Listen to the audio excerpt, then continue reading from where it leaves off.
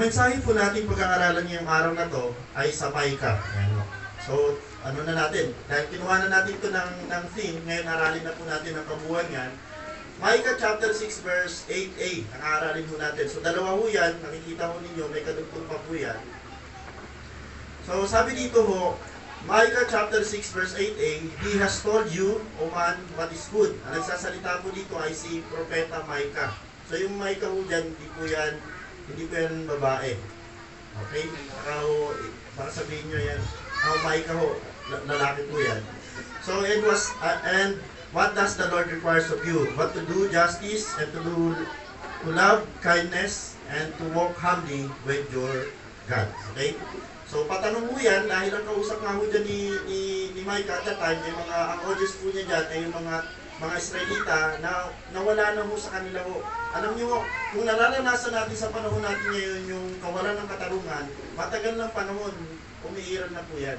Kaya ho napakahalaga na lagi natin balikan ang salita ng Panginoon para makabalik tayo doon sa mga dapat po natin ginagawa. Ang sakit nga ho ng tao ay pagkalimot. Okay. Tingnan po natin ho. Ang mensahe ho natin ay pinamagatan ko pong live justly. Mamuhay ng may katarungan o sa iba hong salin ho, ito ang pinakamaganda ho nating aralin ngayon, mamuhay ng patas. Okay, umpisahan ho natin dito sa quotation na ito. Living justly is one of the clearest manifestation and proofs that we are true believers. Ang pamumuhay sa katarungan ay pagpapakita daw po ito at pagpapatunay na tayo ay mga totoong mananampalataya, ang mga totoong Kristiyano, mga namumuhay ng patas. Amen. Hindi tayo nang lalamang. Kung kayo man po someday magkaroon ng business, magkaroon kayo someday ng lalo ho yung may takalan, ako galingan niyo kasi sa takalan mo na sukat yung katapatan.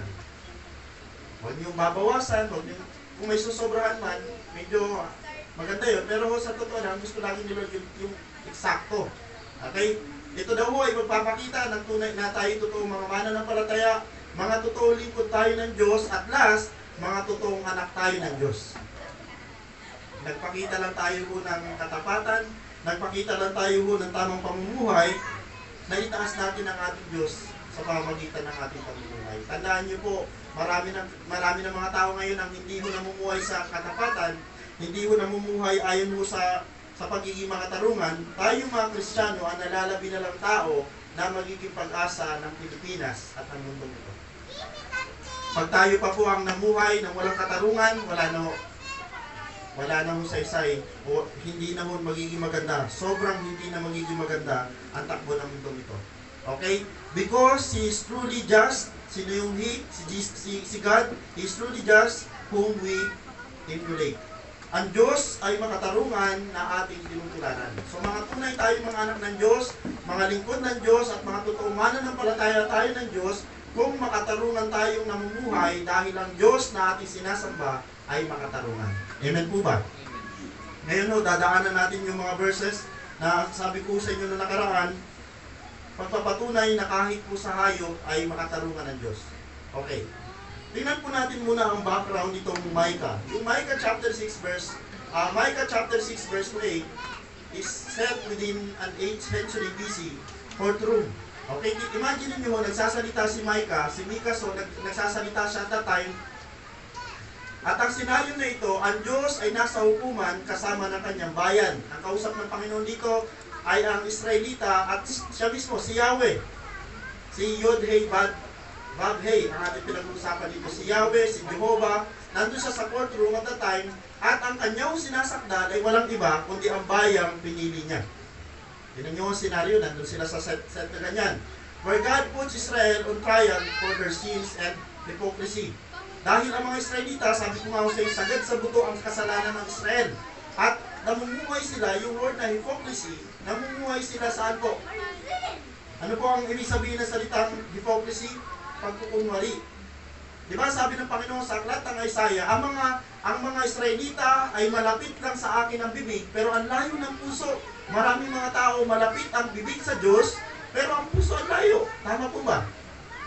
Sabi ko sa inyo, kapag ang mga tao sa panahon natin ngayon, puso ang malapit sa Diyos, walang Sunday na hindi puno ang simbahan. Pero dahil maraming mga tao sa panahon natin ngayon, bibig lang malapit sa Diyos ang bibig nila, kaunti ang nagsisimba, pero marami ho ang nagsasabi ho, mahal nila si Lord.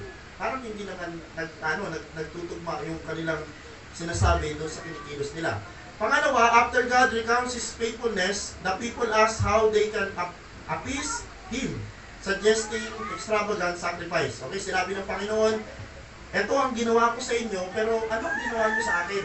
So, medrong drama, yung scenario nga doon, merong drama, sabi doon.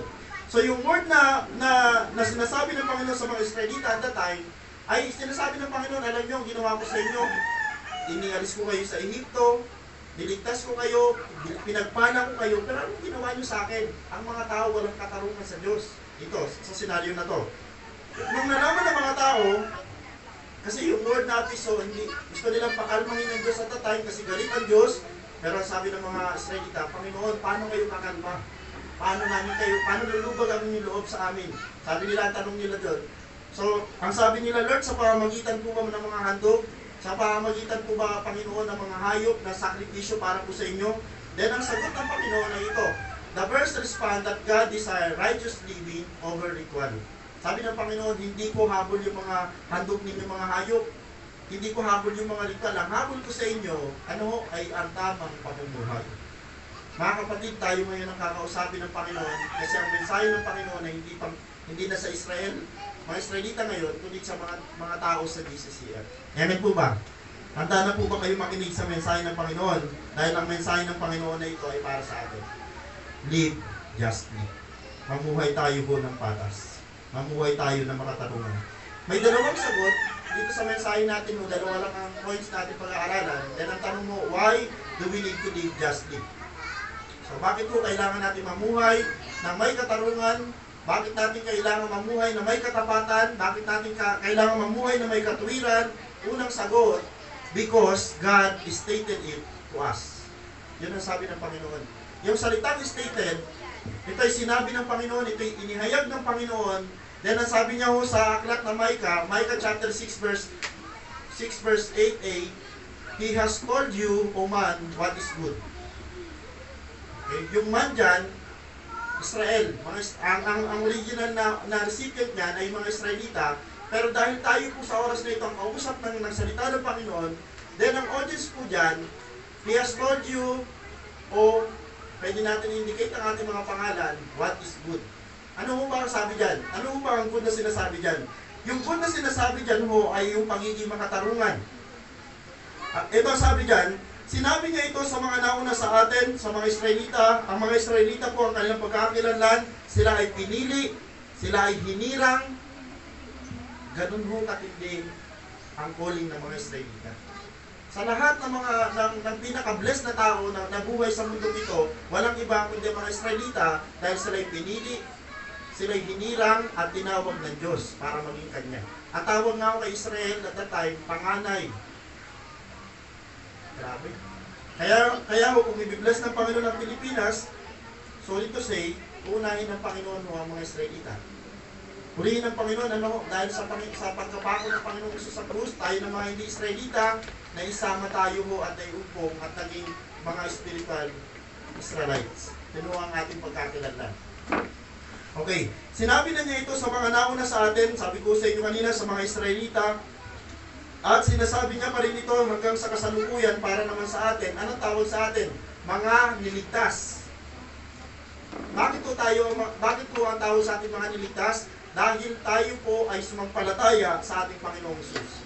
Ang tawag sa atin ay mga niligtas at patuloy niya itong sasabihin para sa inalasyong darating sa mga mananampalataya. So, mayroong ginawang may sinabi si Lord sa future, may sinabi ang Panginoon sa past, may sinabi ang Panginoon sa present, at ang sinasabi ng Panginoon, maging makatarungan tayo. Siguro hindi pa po natin masyado nilalapat yung word na makatarungan dahil ang tanong natin mo, di ba, paano maging makatarungan? Balikan natin ang mensahe ng Panginoon. Sabi ng Panginoon, sinabi ng Panginoon sa mga Israelita, maganda at mabuti ang salita ng Panginoon na nagtuturo maging makatarungan dahil sabi dito, ang pagiging makatarungan ay napakahalagang bagay. Amen. Napakahalagang bagay. Okay? Pangalawa, sabi dito ho, ang pagiging makatarungan ay mabuti. Ano sabi dyan ho sa Tagalog? Sabi sa Tagalog, itinuro na niya sa iyo kung ano ang mabuti.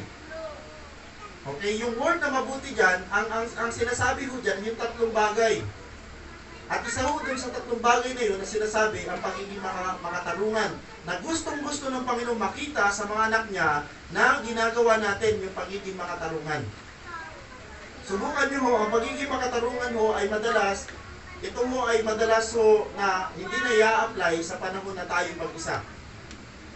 Madali ito i-apply kapag may nakakita ang kapwa mananampalataya, pero pag ikaw na lang mag-isa, sinisigurado ko sa iyo, ang pagiging makatarungan, malimit yan, hindi mo magawa. Kaya sabi ng Panginoon, pinapaalala niya sa mga Israelita, pinapaalala niya sa panahon natin ngayon, huwag nating kalilimutan, sinabi ng Panginoon, maging makatarungan tayo, ang salitang pagiging makatarungan ay mahalaga, at yan ay makabubuti sa atin. Tandaan niyo, wala hong masamang mangyayari. Ibig sabihin ho, sa eternal, lagi pa rin hong bless ang mga tao kung mayroong katarungan. Yan yung first point. Napakaiksi, pero ito ho yung mahabang point natin. Why do we need to live justly? Ito ang pangalawa, last point natin, because God demanded us to do it.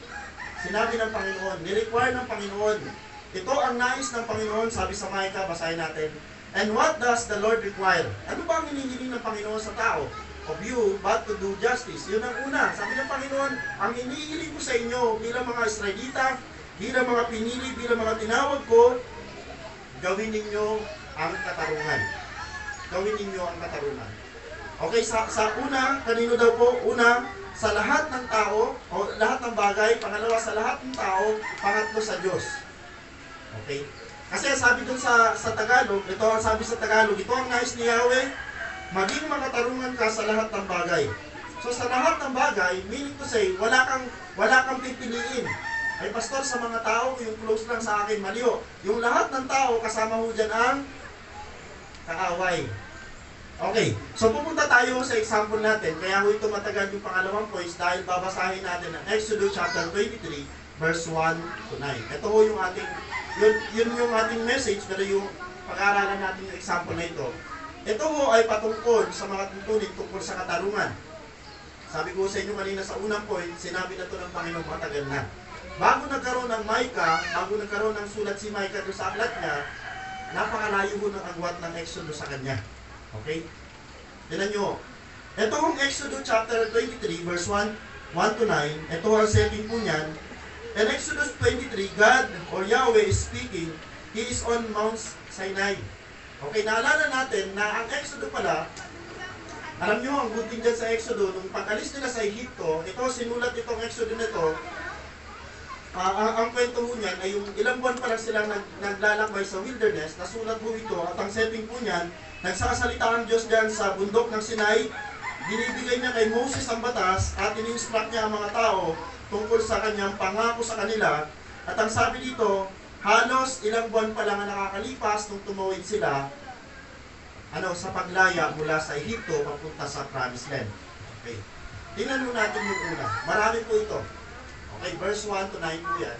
Una, paano daw mamuhay na may katanungan? Ang sabi dito, una, huwag kayong gagawa ng anumang pahayag na walang katotohanan. Yun ang una.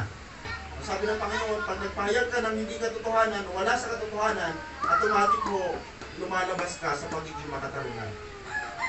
Pangalawa, sabi niya, huwag kayong magsisinungaling para lamang tulungan ang isang taong may kasalanan. Okay. Huwag natin ikukubli ang nagkasala para sa maabsuelto. Dahil hindi, mahal ko kasi nagkasala, kaya tatakpan ko siya. Hindi ka na mamumuhay sa katarungan na tatay. So dito para sa una, pangalawa, puro naka-highlight dyan, huwag, sabi. Okay, verse 2. Huwag kayong makikisa sa karamihan sa paggawa ng masama o sa paghahadlang sa katarungan.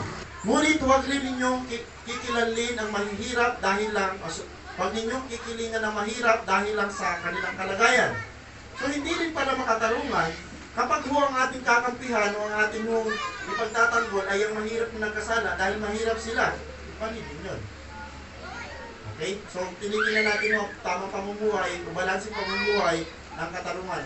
Huwag rin ninyong kikilingan ang mahirap dahil lang sa kanilang kalagayan. So possible, ang kausap dito, ang audience dito na gustong kausapin ng Panginoon through Moses ay mga hukom ng Israel. Kasi puro batas po yan. Puro rules and regulation po yan na gusto ng Panginoon. Ito yung sabihin mo sa mga hukom upang may ipangalat nila sa mga tauhan, mga tao na sasakupan nila. Okay, verse 4. Kung makita ninyong nakawala ang baka o asno ng inyong kaaway, hulihin ninyo. Ay, pastor, okay. Pastor, okay, sabi hulihin ninyo, pero hindi pa tapos yan. Pag nakakita daw kayo na ang asno, yung baka at ng kaaway ninyo ay nakawala, ay pastor, sabi nung nabasa natin kanina sa Biblia, hulihin. O kaya lang, sabi dito, hulihin ninyo ito at dalhin sa may-ari. Ano mo dadalhin sa may-ari? Kaaway mo nga. Diba? Sa totoo lang, sa realidad, wala mo halos gumagawa nito. No? Nakawala ang asno, nakawala ang baka. Alam mo, kasi nung panahon may tanda ho ang mga hayop. Alam naman natin sa kasalukuyan, ganun din. Sa probinsya namin ho, ang mga baka doon, may mga tatak. At alam mo kung sino nagmamayari dahil doon sa tatak. Ngayon nung nakita mo na, ay, hindi naman yan sa amin eh. Hindi rin yan sa kamag-anak namin. Bahala na siya dyan. Tingnan mo, dinamay pa. May mga tao mo kahit hayop dinadamay. Sabi ko sa inyo, ang pagiging makatarungan, kahit sa hayop dapat meron tayong katarungan. Okay, sabi dito, nakawala yung baka, ng iyong kaaway, yung asno, hulihin ninyo. Maganda yung word na hulihin. Maganda sana kung nilagay dito sa verse, at iuwi. Siguro, masaya natin, hulihin, pero hindi yun. Sabi yun, hulihin ninyo at dalhin ninyo sa may-ari. Ito na mahirap, hinuli mo na. Maganda na ang ginawa mo. Pero ang iniisip mo dito, paano yung mukha nung may-ari na kaaway mo, nasasaulian mo? Baka pagbintangan ka pa. Tama? Pero ang kailangan gawin ay yung necessary, yung essential na bagay. Hulihin mo muna, yes, isauli mo, pero kung mag-react man yung kaaway mo, labas ka na doon. At least naging makatarungan ka dahil doon sa una, ginawa mo yung part na tama. Tingnan natin yung kasunod. Kapag nakita ninyo nakabuwal ang asno ng inyong kaaway, dahil sa bigat ng dala, tulungan ninyo ang may-ari upang ibangon ang hayop. Okay, medyo lumala, Kanina huhulihin mo, ipupunta mo sa may-ari. Ngayon naman, parang magkasabay kayo. Magkapanabay kayo, naglalakad kayo pareho, natumba yung asno ng kaaway mo. Pero sabi para maging makatarungan, ang illustration, ibangon mo. Awkward, no? Sige nga, isip nga ako kayo. Katabi mo yung kaaway mo, hindi kayo nagpapansinan. Sa diretso ng lakad, pareho kayo may asno. Ay, ang nagkataon, natumba yung kanya. Di ba mo, sa realidad, ang sasabihin mo, kasi magkaaway kayo, buti nga sa'yo. Kanya ba sinasabi ko sa'yo, buti nga sa'yo. Pero ang totoo mo, awkward siya, pero ang sabi ng Panginoon, ang tamang gawin para maging makatarungan, ano, ang sabi? Ang sabi po dyan, kapag nabuwal ang asno na yung kaaway dahil sa bigat ng dala, tulungan ninyo ang may-ari upang ibangon ang hayop. Babalikan natin mo, ano malay ng hayop?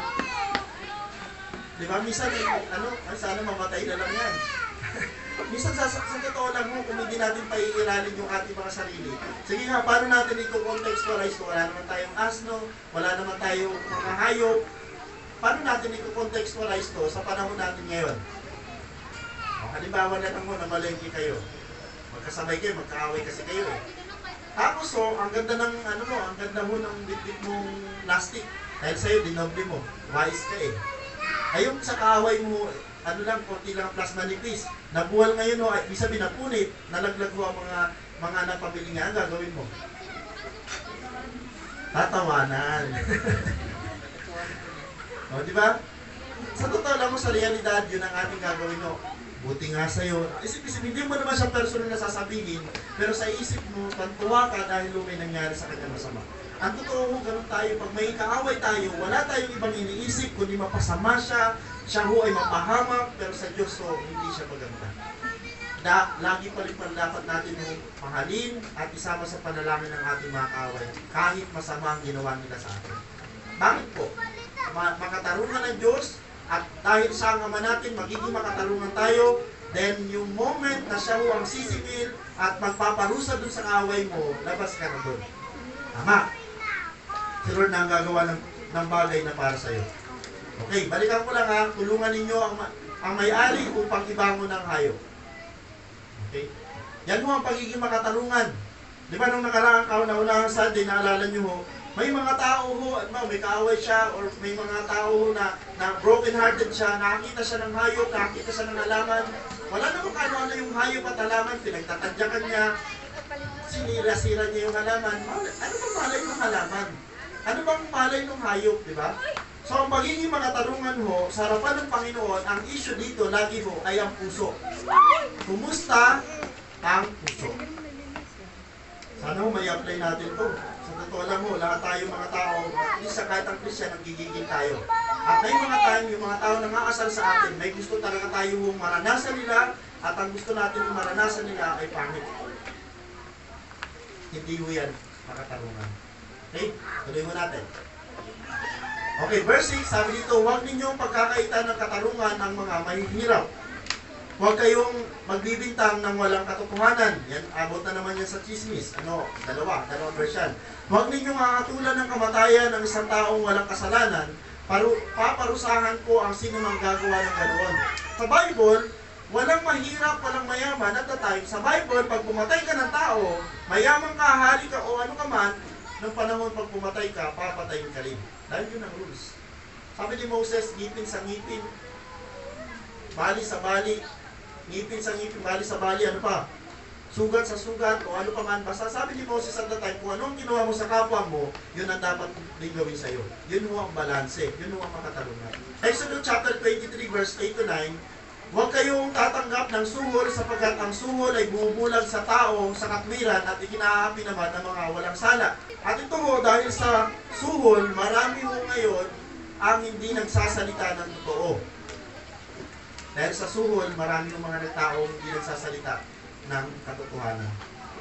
Okay, kahit huwag na natin pag-usapan yung korte, huwag na natin pag-usapan yung mga about sa mga abogado. Kahit ito sa panahon natin ngayon, yung maliliit na mga trabaho o mga nagtatrabaho, pabigyan ng konti, ay hindi na kami iilig kasi nabigyan naman kami. Diba? Nakakapagpapipi siya ng mga tao mo may karapatan magsalita ng katotohanan. Okay. So sabi dito, nakakabulag sa tao sa katwiran at ikinaapi naman ng mga walang sala. Huwag ninyong aapihin ang mga dayuhan, naranasan na ninyo ang maging dayuhan sapagkat kayo man ay naging dayuhan din sa Egypto. So doon nagtapos ang mensahe ng Panginoon ng pagiging makatarungan. Sabi niya sa mga Israelita, huwag ninyong aapihin ang mga dayuhan dahil pinaalala ng Panginoon sa mga Israelita, kayo din ay naging dayuhan kagaya nila. Ngayon ho, pag nireflect natin ito sa ating mga sarili, maalala natin ang mensahe ng Panginoon na ito ay parang umiikot sa mga Israelita, pero sa panahon mo natin, ito ay tumatama din sa atin. Dahil darating ang panahon, hindi ho laging ang sitwasyon natin ay nandoon sa mahirap na kalagayan. Darating ang panahon, ilalagay tayo ng Panginoon sa magandang kalagayan o katayuan.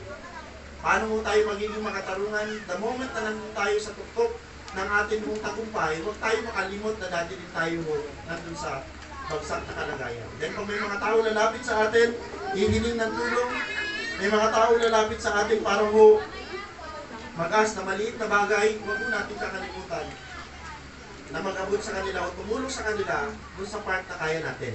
Amen po. Yan ho ang pinapaliwanag nitong sa Exodus chapter 23 verse 1 to 9. Balikan ko lang ho. Diniman ng Panginoon ito sa mga Israelita na ngayon ho ay dinidiman sa atin na gawin natin. Dahil sabi ng Panginoon, kailangan ng katarungan ay maipasa o maibigay sa lahat ng tao. So, wala na mo tayong pipiliin. Kung dumating sa panahon mo na mga ilangan mo ang ating mga kaaway ng tulong mula sa atin, huwag kayong magdalawang isip na sila'y tulungan. Dahil sabi ko nga sa inyo, nagbabago ang sitwasyon at sirkulasyon ng buhay. Hindi lagi sila mo ang bless. Okay? Meron ka bang mga kaaway ngayon? Meron bang mga umapis sa'yo ngayon na parang sila lagi yung tumatawa? Na parang sila na nga ng atis, sila pa yung pinagpapala. Hindi, abang-abangan mo dahil ang Diyos ay makatarungan, hindi ikaw ang gagawa, hindi ang Diyos ang gagawa, babaguhin ng Diyos ang sitwasyon, sila na someday ang lalapit sa iyo para humingi ng tulong. Marami hong case sa Bible na nangyari na gano'n at napatunayan natin na totoong makatarungan ng Diyos. Amen. Ang Diyos na sinasamba natin sa simbahan ito ay makatarungan, kaya ho, lagi tayong maging makatarungan. Okay. Yan ho ang tuntunin na sinabi ko sa Exodus. In my conclusion, to live justly, sabi dito, we should remember what God told us about it. So, bilang pagtatapos ho, para maalala mo kung paano talaga mamungay ng makatarungan, kailangan natin mong balikan ang sinabi ng Panginoon sa Biblia, kailangan lagi natin basahin ang sinasabi ng Panginoon sa salita niya, at once na na-recall sa atin yung mga pagiging makatarungan, ito ho ang kasunod niyan. And do what He demanded of us. And do what He demanded of us. Kung ano man yung sinabi ng Panginoon na gawin natin, according kanina sa binabasa natin, then gawin natin. Bakit po sa ating application, maging makatarungan tayo. Sabi sa Galatians chapter 6 verse 9 to 10, dito tayo magtatapos, kaya't huwag tayong mapagod sa paggawa ng mabuti. Ang pagiging makatarungan po ba ay mabuti? Sagot po. So huwag tayong mas manawa sa paggawa ng katarungan. Okay, wala ho bang ano yan? Wala ho bang benefits yan? Sabi dito, sapagkat pagdating ng takdang panahon, tayo ay aani kung hindi tayo susuko. Grabe yung word, no? Yung sa ibang salin ho, yung word na susuko, kung hindi tayo mananawa. Pastor, grabe. Talaga nagpapaubaya ako, talagang patas ako kung kumilos, pero parang ako yung agrabyado, hindi po. Huwag kang manawa kasi bakit ang sabi dyan, sa takdang panahon, kung hindi ka susuko, ang sabi dyan, aani ka. Aani ka ng ano, yung tamang tinanim mo. Ay sumuko ka, bigla ka kayo, gagayahin ko na lang sila, papatulan ko na lang sila, sayang yung ani na dapat para sa'yo. Okay? Sabi sa 10, kaya nga basta may pagkakataon ay gumawa tayo ng mabuti sa lahat ng tao, lalo na sa mga kapatid natin sa pananampalataya. Dahil ang huling prinsipyo ng Biblia, kung ano ang itinanim ng tao, ano sabi? Yun din ang aanihin niya. Doon tayo minsan napapagod, no? Napapagod tayo magtanim na mabuti. Napapagod tayo magtanim ng mga bagay na magaganda. Pero hindi natin alam at hindi natin minsan iningkalis ang ating mga sarili at minsan nakakalimot tayo, teka, may ani pala ang lahat ng ito. Kapatid, magtanim lang ng magtanim. Pastor, wala pa rin ani. Diyos ang bahala sa ani dahil si Lord ang may right time. Tama po ba? Maraming mga tao gusto ang ani pero hindi nagtatanim. Ano nangyari yun? Ano sa realidad yun? Wala kang tinanim pero ani ka ng ani. Ano sa realidad yun? Magnanakaw. Tama? Good. Tapos pangalawa, maraming mga tao, ang daming hiling sa Diyos, pero walang time period. Unfair ang tao, sa totoo lang po. Sa Sunday ho, pag-aaralan natin ho ang pagiging unfair ng tao sa Diyos. Last na message na po natin sa Sunday ngayon. Tingnan natin kung paano naging unfair ang tao sa Diyos, samantalang ang Diyos ay makatarungan sa tao. Yung mga bagay na kailangan ng tao, sinusupply ng Panginoon. Pero yung hinihiling ng Diyos, hindi masupply ng tao. Hindi makatarungan ng tao. Then, itong prinsipyo na ito, ay umiikot ito, may nakakakita man o wala sa atin. Kapatid, mayroong mong realidad na mangyayari. Dahil ito po, ang prinsipyo ng Biblia, kung ano ang tinanim, yun din ang iyong aanihin. May ginagawa ka bang mabuti, aani ka ng mabutihan. May ginagawa ka bang sekretong hindi maganda, aani ka rin. Pero masama. Okay? Diyan po nagtapos ang mensahe natin at ito ang mensahe ng Panginoon sa Micah chapter 6 verse 8. Live justly. Sa Diyos po ang papuri.